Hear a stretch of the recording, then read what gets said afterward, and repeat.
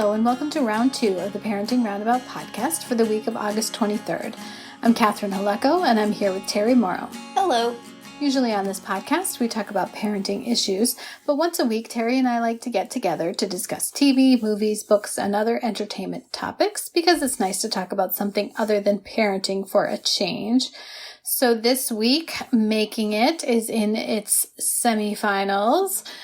So we watched that, and we also briefly returned to Veronica Mars. So Making It was the semifinals, another mega craft, as they talked about.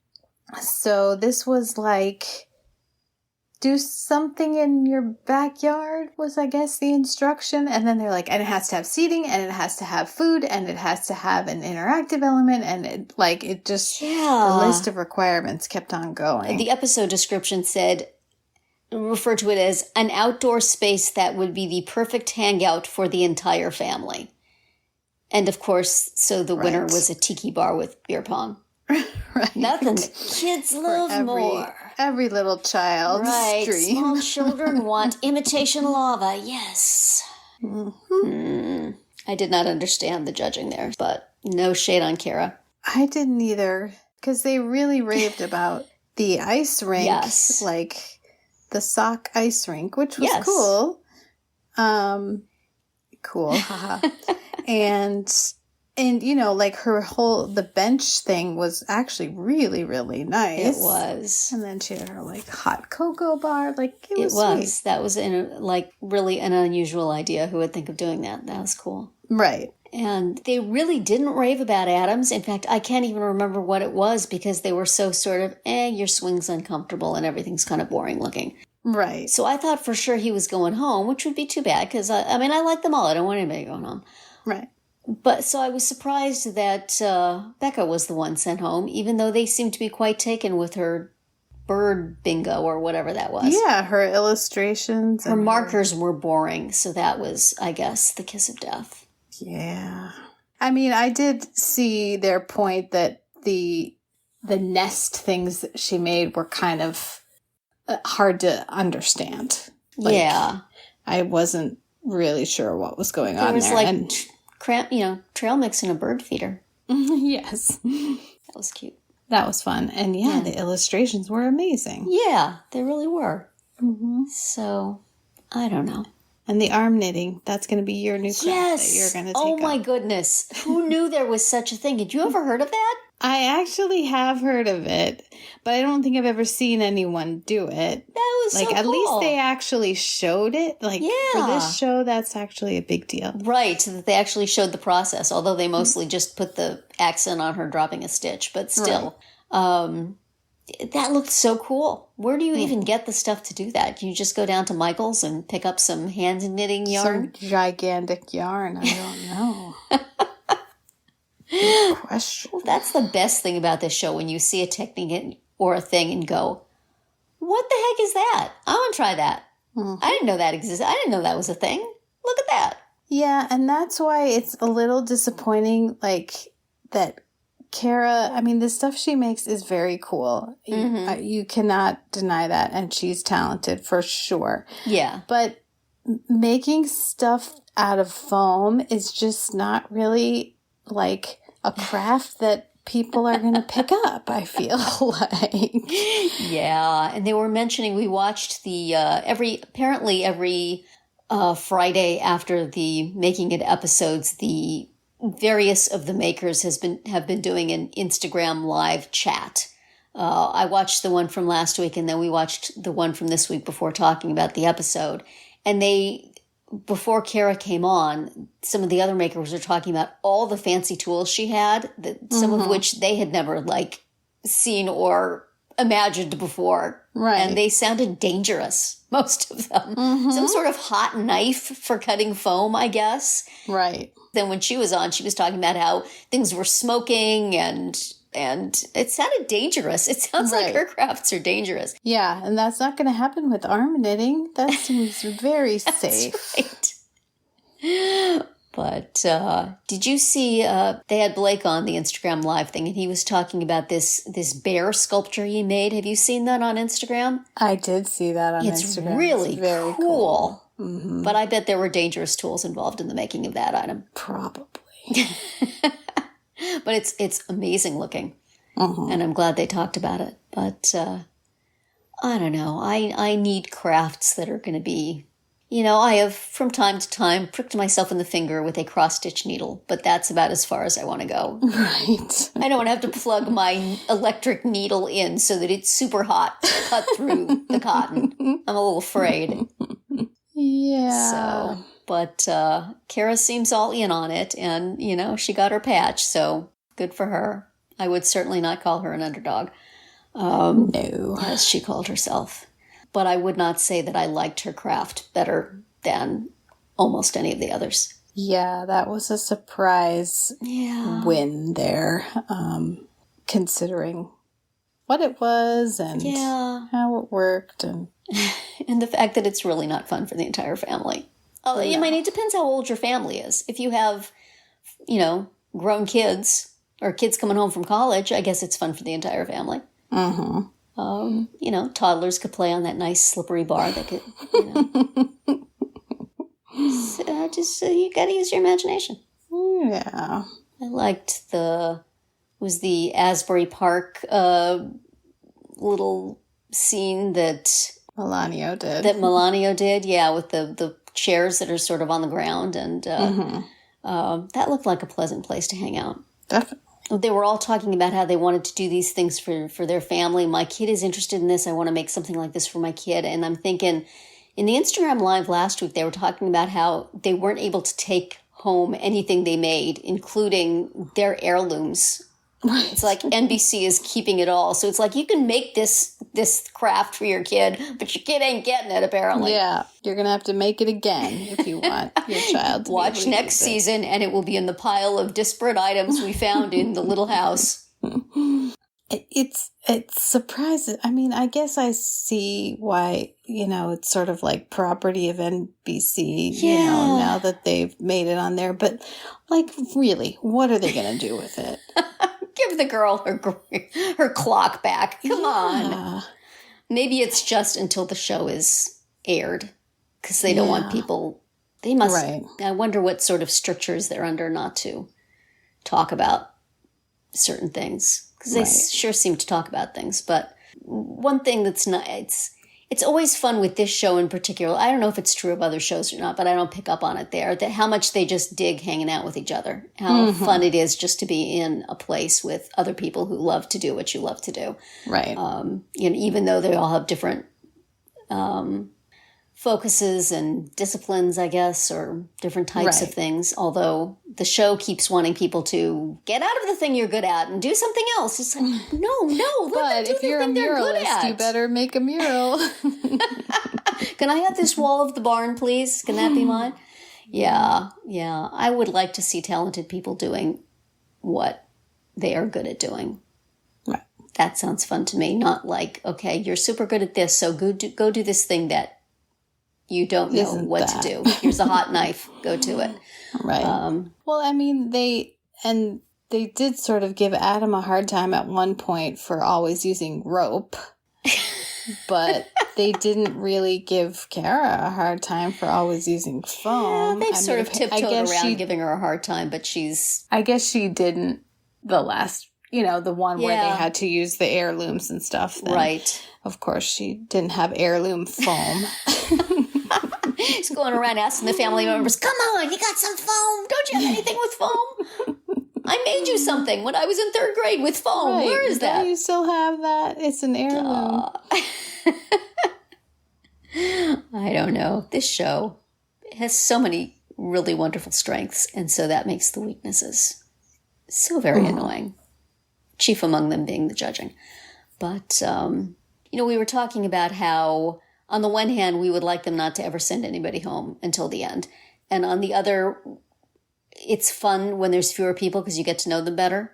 Mm-hmm. So maybe they could just, only have 6 people. Yeah, and just from keep the them beginning. And halfway through, you can axe 2 of them. And then the That's others. harsh, though, if you're one of those two. I guess so. But just keep them all. Keep them all to the end. We would get to know them very well if there was this, over the course of that much time. Mm-hmm. Yeah. And, on the other hand, you want to give as many people exposure as possible. But, it would be nice to just be able to keep the same group and get to know them and get to know all the things that they do and have them work together. That's never going to happen, though, because competition shows have to have this structure, sadly. Yeah. But it is unfortunate. I wish it were not so. But honestly, the Instagram gives you some of that. I mean, and you've always recommended following them on Instagram, and now they do these lives. Yeah. It's the live Instagram show is longer than the actual TV show. So.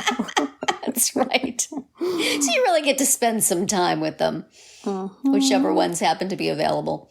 Yeah. But they sound like they're planning to hang out together afterwards, so maybe this group will just keep putting up Instagram lives from time to time, and we'll be able to follow them. Sounds good to me. I don't. Maybe it's certain disciplines are more that way than others. I don't know that I would want to hang out with other writers. I've been in writing classes where you have to sit and listen to what other people wrote and be supportive, and sometimes it's kind of excruciating. So sometimes it's hard to find that support. And sometimes they don't deliver the same grace back unto you. So, but the crafters seem to dig it, so good for them. Yeah, yeah, it's definitely fun to get that behind the scenes, and yes, which you get from following them on Instagram, not just watching their live. I wonder if their do not divulge certain things contract ends at a certain time and that they would be able to speak freely. I want to watch that Instagram live. Mm-hmm. Perhaps in small groups. So they can... I hope they really were all just friendly and wonderful to each other, but I don't know. Anyway.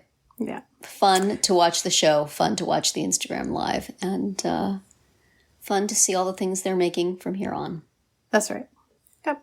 Follow them on Instagram. Absolutely. We have in our show notes from a few weeks back a link to a list of all of them. Yes. So I could resurface that just to good idea. Have it at the top of mind for everyone. So I have 3 seasons worth I'm following now on Instagram, so my feed is full of crafts. That is beautiful. And made items.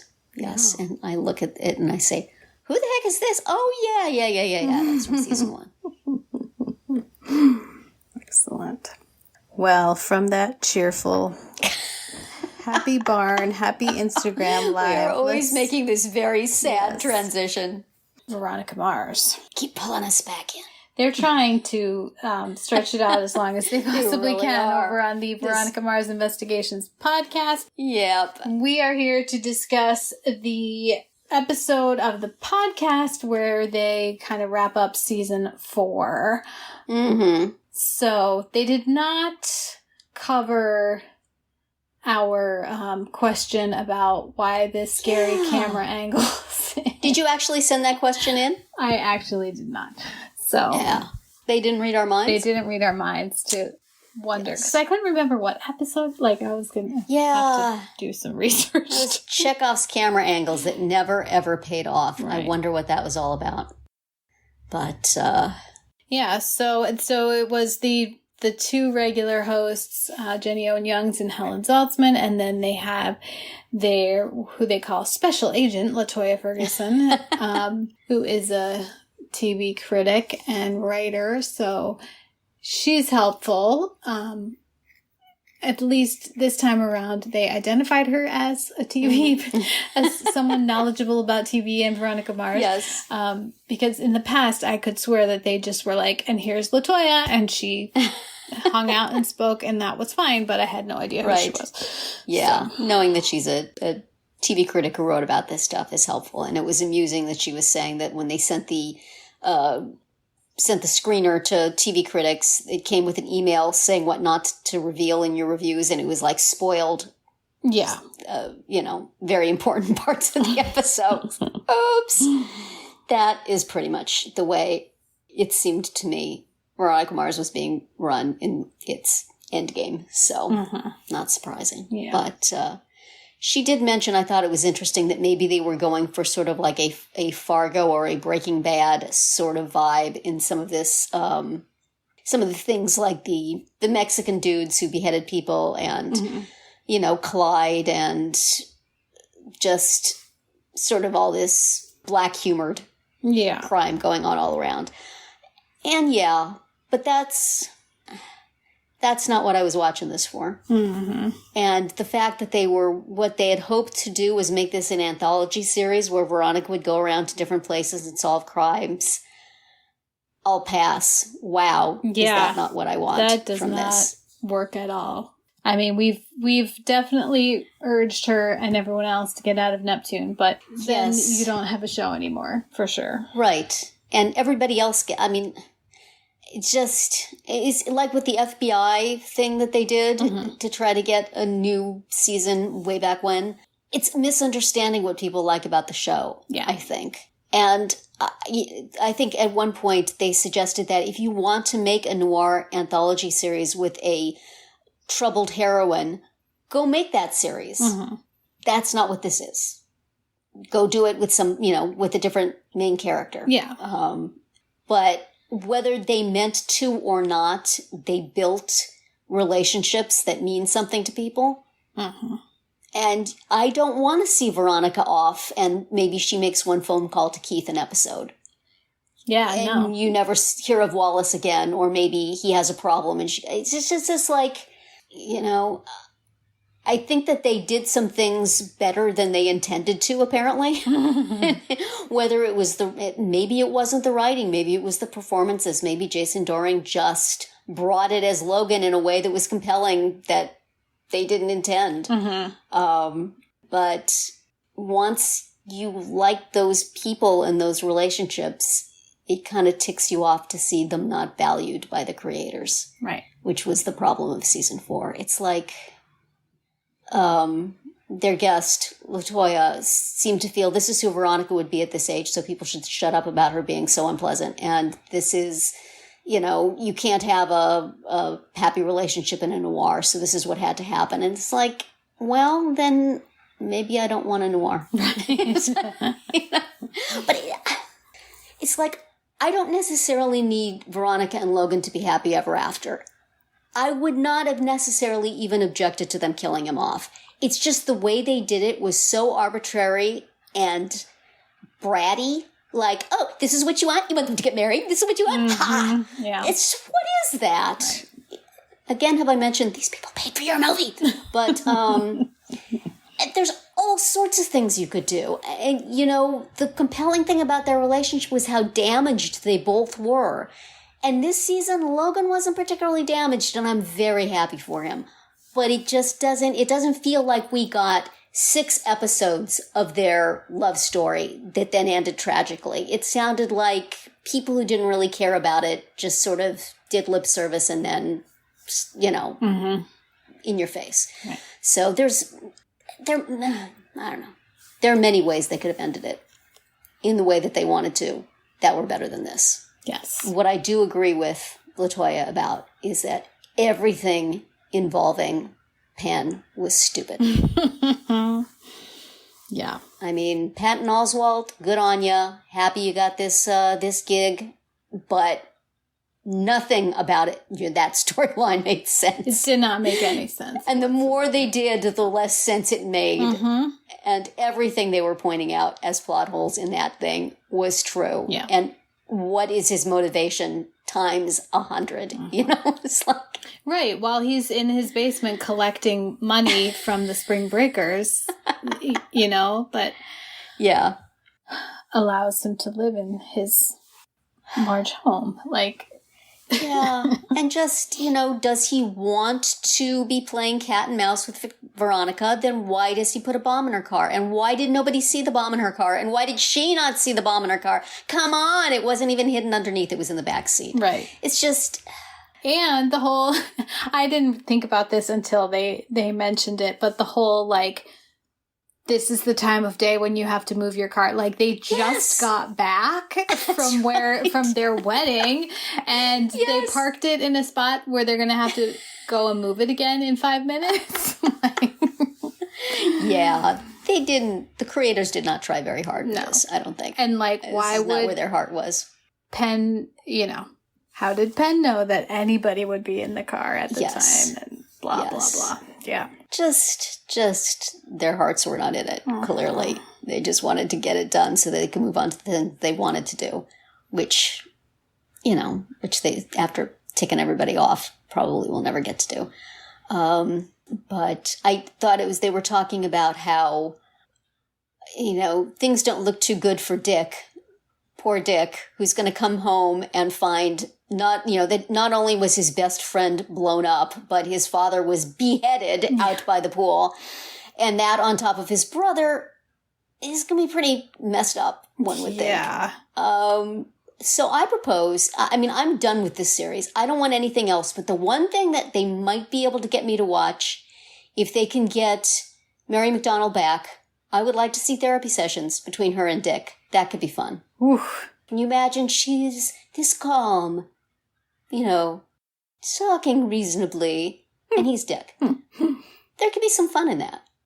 Goodness knows that boy needs some therapy. Oh my, he certainly does. And apparently she needs a job. So, right. A web series. I see a web series of Dick in therapy. Yeah. That I'll go for. That I would watch. The rest of it, I'm done. Yeah.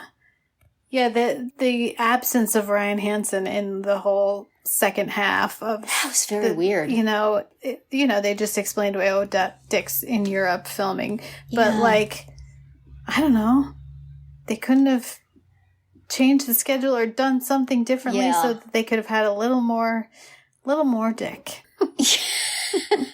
Which I can't believe I'm saying, but... Yeah. The only other thing I would like to maybe one day see with this property is a tell-all behind-the-scenes book, because I am super curious how Logan, who is pretty reprehensible at the beginning of the series, becomes the tragic love interest that everybody is invested in.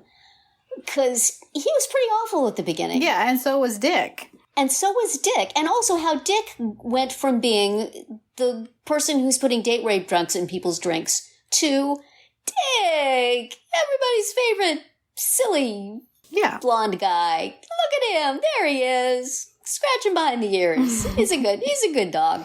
I wonder if it's just that those actors are enjoyable guys and they wanted to just do nice things for them. I don't know. It speaks well of them.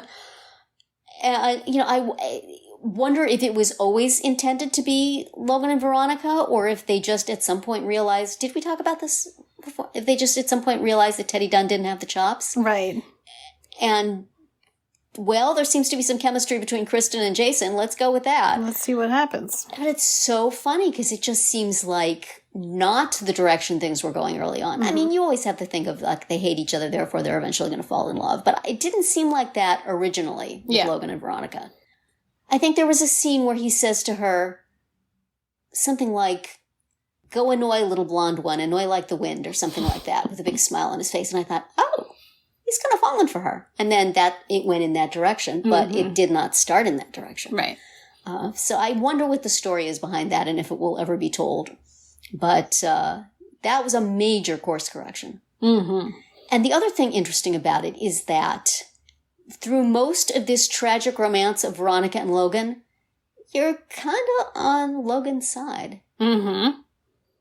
Totally. She's a bad girlfriend. Yes. She's a bad girlfriend in season 3. She's a pretty bad girlfriend in season 2.